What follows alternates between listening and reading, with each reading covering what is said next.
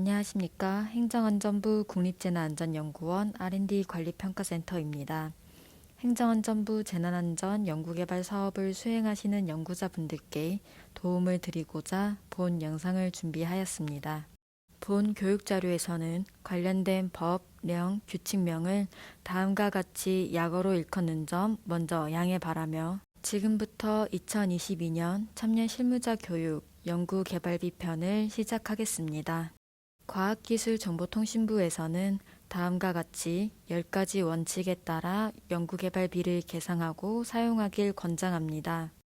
연구개발비는 연구개발 계획에 근거하여 계상 및 사용해야 하며 국가연구개발혁신법과 해당 사업에서 명시한 관련 법규에 따라 집행하고 객관적인 증명서류를 구비하며 연구개발비 집행은 공무이무로 사무와 명확히 구분하여 사용해야 합니다. 연구개발비는 크게 직접비와 간접비로 나뉩니다. 직접비는 9개, 간접비는 3개의 세목으로 구성되어 있으며 2022년에 신설된 세목은 첫째, 보안수당, 둘째, 기반시설 장비 구축 운영비 내 클라우드 컴퓨팅 서비스 활용비, 셋째, 학생 연구자 산업재해 보상 보험료가 있습니다. 신설된 세목 및 새 세목의 자세한 내용은 국가연구개발혁신법을 참고하시기 바랍니다. 연구개발비 계상 시 주의사항은 화면과 같으며 위 내용을 집행 시 정산을 통해 회수를 실시함을 알려드립니다. 비영리 기관별 인건비 사항입니다. 정부 출연 기관 및 전문생산기술연구원은 인건비 계상률을 연 단위로 산출하며 참여 연구자와 연구 근접 지원 인력은 연평균 130% 초과 불가합니다. 이와 달리 대학 및 기타 비영리 기관은 인건비 계상률을 월 단위로 산출하며 참여 연구자와 연구 근접 지원 인력은 월별 100% 초과 불가합니다. 참고로 연구 지원 인력과 연구 근접 지원 인력의 범위와 인건비 계상 세목은 화면과 같습니다. 공통사항입니다. 참여 연구자와 연구 근접 지원 인력에 대해서 인건비를 현금으로 계상할 수 있으나 일부 제외사항은 화면을 참조해 주십시오. 학생 연구자는 인건비 계상률을 월별 100% 초과 불가합니다. 다른 기관에 소속된 참여 연구자의 인건비를 계상할 때는 해당 참여 연구자가 연구개발 과제에 참여함을 확인하는 서류를 해당 참여 연구자의 소속 기관으로부터 제출받아야 하며 해당 참여 연구자의 인건비를 계상한 때에는 그 금액과 인건비 계상률을 해당 참여 연구자의 소속 기관에 통보해야 합니다. 영리기관 참여 연구자는 인건비 계상률을 월 단위 100% 초과 불가하며 인건비를 현금으로 계상할 수 있는 기준은 화면과 같습니다. 다만 신규 채용 참여 연구자의 경우 연구개발비 사용 기준 제65조 제6항에 따라 다른 참여 연구자의 인건비와 구분하여 관리해 주시기 바랍니다. 다른 기관에 소속된 참여 연구자를 활용할 때는 비영리 기관의 절차와 같습니다. 학생 인건비는 통합관리기관과 비통합관리기관으로 나누어 설명해 드립니다.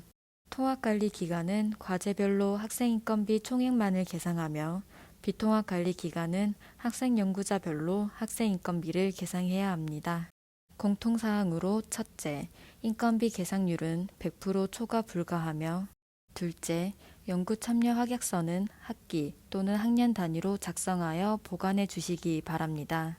셋째, 학위 과정별 학생 인건비 계산 기준은 표와 같으며 학위별 기준 금액 이상으로 기간 자율 설정할 수 있습니다. 마지막으로 다른 기관에 소속된 학생 연구자의 학생 인건비를 계상한 때에는 그 금액과 학생 인건비 계상률을 해당 학생 연구자의 소속 기관에 통보해야 합니다. 22년에 신설된 사항으로 소속 학생 연구자가 있는 기관은 학생 연구자 지원 규정을 마련하여 운영해야 합니다. 참고로 학생 인건비에 대해 통합관리기관은 정산 미대상이며 비통합관리기관은 정상 대상임을 알려드립니다.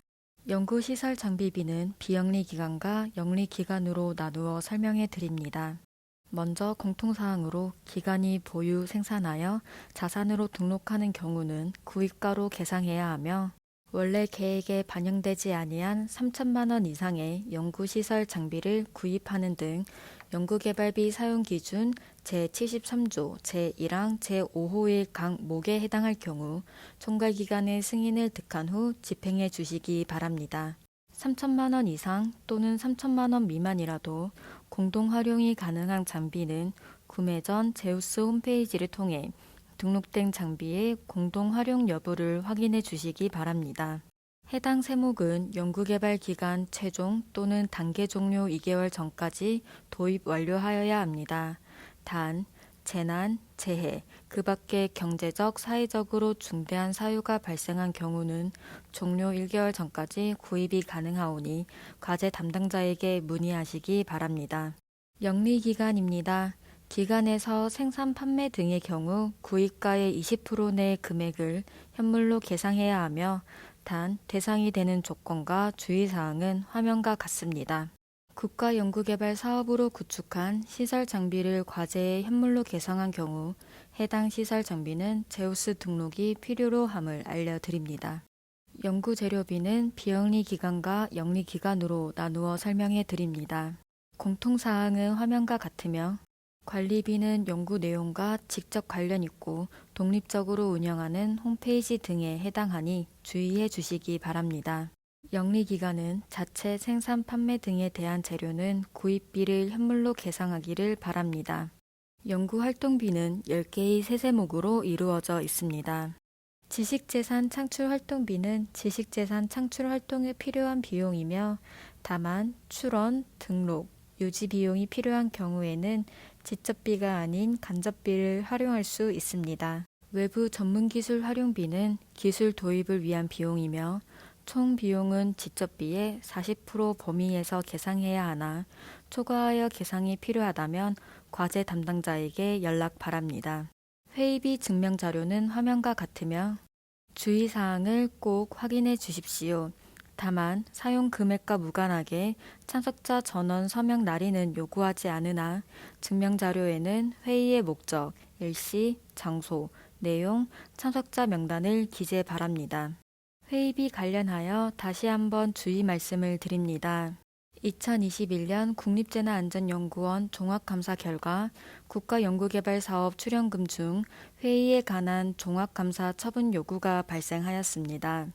이에 연구개발 기관의 철저한 정산을 요구하며 연구개발 과제 수행과의 직접적 관련성 및 필요성이 있는 비용만 회의비로 사용해 주시고 모호한 경우 총괄기관 과제 담당자와 사전 협의를 바랍니다. 연구개발 기관에 소속된 자만 참여하는 회의에 대하여는 회의비 중 식비 계상이 불가한 점도 마지막으로 한 번 더 알려드립니다. 국외 출장비를 사용할 경우 출장 전후로 총괄기관에 통보해 주시고 특히 국외 학회의 경우 학회 등록 전까지 통보 바랍니다. 비영리 기관의 경우 여러 과제에서 소프트웨어 활용비를 모아 기관 단위로 통합 구매 관리 가능합니다. 22년에 신설된 클라우드 컴퓨팅 서비스 활용비입니다. 해당 비용을 계상하기 전 이용 지원 시스템을 통해 필요한 비용을 확인하신 후 계상 바랍니다. 참고로 이용 지원 시스템은 클라우드 서비스 우선 검토에 필요한 절차를 명시하여 연구자들의 민간 클라우드 서비스 이용 활성화를 위해 구축하였으니 많은 이용 바랍니다. 연구실 운영비는 크게 4가지로 분류해 보았습니다. 비영리 기관은 기관 자체 규정에 따라 사용할 수 있으나 영리기관은 화면과 같이 비용에 따라 기준이 달라지니 주의하시기 바랍니다. 연구인력 지원비는 화면과 같고 종합사업관리비는 국립재난안전연구원에서 관리하는 과제에는 해당이 없습니다. 그 밖의 비용은 화면을 참고해 주십시오. 연구수당은 연구 근접 지원 인력에게 지급할 수 없으므로 직접비로 계상한 연구 근접 지원 인력비는 제외해야 합니다. 당초 협약한 인건비가 아닌 수정 인건비의 20% 범위에서 계상할 수 있으나 단 연구수당은 협약 체결 당시 계상한 금액보다 증액은 불가합니다. 유의사항은 화면과 같습니다. 다음 단계로 2월은 불가하고 연구수당 지급 시 기간 내에 합리적인 기준을 마련하여 집행 바랍니다. 22년에 신설된 보안수당은 보안과제를 수행하는 연구 책임자와 참여 연구자를 대상으로 지급하는 장려금입니다. 참여 연구자별로 해당 보안과제에 계상한 인건비의 3% 이내로 계상할 수 있으며 보안수당은 연구수당과 다른 장려금으로 중복 지급할 수 있습니다. 위탁연구개발비는 주간연구개발기관이 과제의 일부를 위탁할 때 위탁연구개발기관에 지급하는 비용으로 직접비의 40% 이내 범위에서 계상할 수 있습니다. 다만 당초 협약한 비용보다 증액을 원한다면 과제 담당자에게 연락 바랍니다.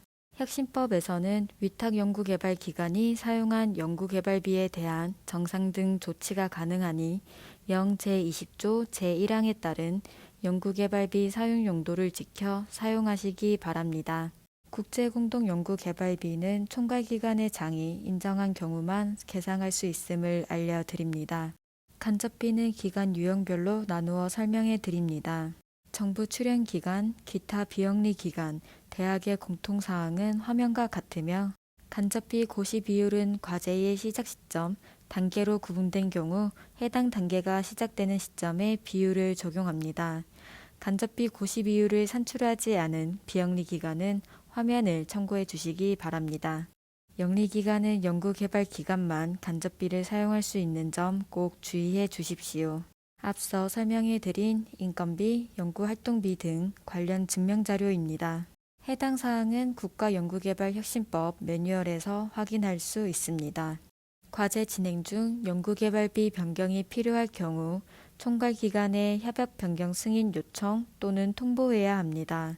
통보사항 중 연구개발비 사용 계획에 명시되어 있지 않은 연구개발비 항목별 세부 내용 변경은 통보 없이 자율 변경할 수 있으나 그 외 승인사항을 제외한 건은 통보 바랍니다. 승인건은 화면과 같으며 영리기관의 현금 인건비 변경은 승인이 오니 주의해 주십시오. 마지막으로 연구수당은 당초 협약한 금액보다 증액이 불가합니다. 협약 변경 승인 절차는 크게 3가지 단계입니다. 첫째, 승인 요청하는 기관의 공문 및 부침 자료를 주간연구개발기관에서 전자공문으로 총괄기관에 제출하고, 둘째, 총괄기관에서는 해당 서류와 과제의 연구개발 계획서를 통해 승인 여부를 검토합니다. 마지막으로 총괄기관은 승인 여부를 주간연구개발기관에 통보하며 승인 요청 기관은 승인 여부에 따라 통합이지바로에 변경 신청할 수 있습니다. 이상으로 2022년 참여 실무자 교육 연구개발비 편을 마치겠습니다. 감사합니다.